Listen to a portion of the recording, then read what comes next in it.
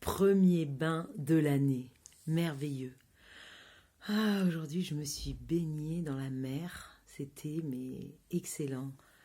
En fin de journée, après avoir eu bien chaud, après avoir eu une journée bien remplie, eh bien, je me suis jetée dans la mer et ça m'a fait un bien immense. Et je me suis dit, c'est quand même dingue parce que c'est mon premier bain de l'année. Aujourd'hui, on est le 23 avril. J'habite Marseille. J'habite donc au bord de la mer. Et, et à chaque fois que j'habitais loin de la mer, je me disais, non, mais je ne comprends pas ces gens qui habitent au bord de la mer et qui ne se baignent pas. C'est quand même incroyable. Ils ont ça sous le nez, ils n'en profitent même pas.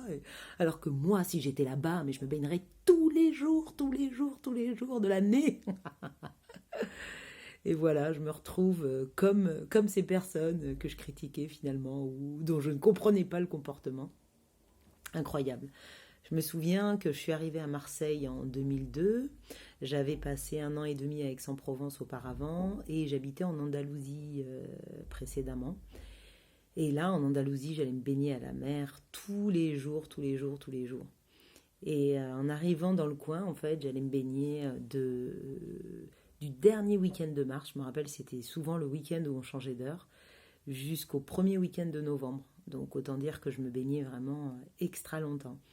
Et après, petit à petit, la vie a fait que j'ai commencé à me baigner de moins en moins. Et puis après, il y a eu Junior. Donc là, c'est plutôt des horaires, on va dire, qui conviennent aux enfants aussi. Mais waouh, aujourd'hui, je me suis fait cette réflexion et je me suis dit, non, mais Marchou, là, il faut absolument que tu abordes le printemps et l'été et que tu ailles te baigner énormément dès que tu peux, en fait.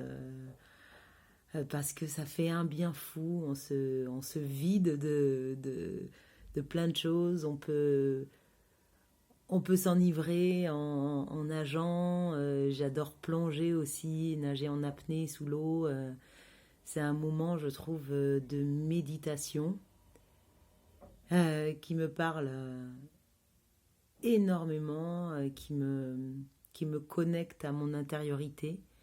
Et comme je suis une personne plutôt hyperactive, c'est pas forcément évident pour moi de me centrer parce que je peux être aussi éparpillée. Et donc, dans ces moments-là, j'ai l'impression d'avoir un accès à mon centre, un accès au cœur de mon être assez rapide. Et ça me fait vraiment beaucoup de bien.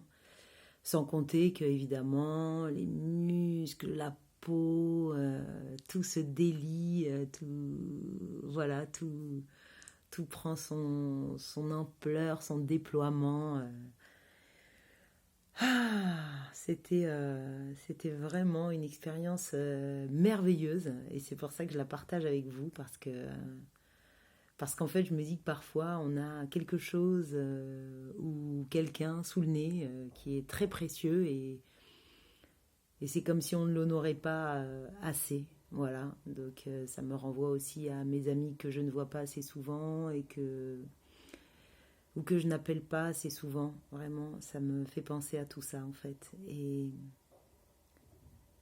au nom de courir après des milliards d'activités professionnelles, au nom de courir après ce qui va nous permettre de subsister, qui va nous apporter un revenu. Donc voilà, toute cette course en fait. Alors qu'il y a des moments comme ça bénis qu'on reporte à plus tard, alors que c'est fabuleux de les honorer tout de suite.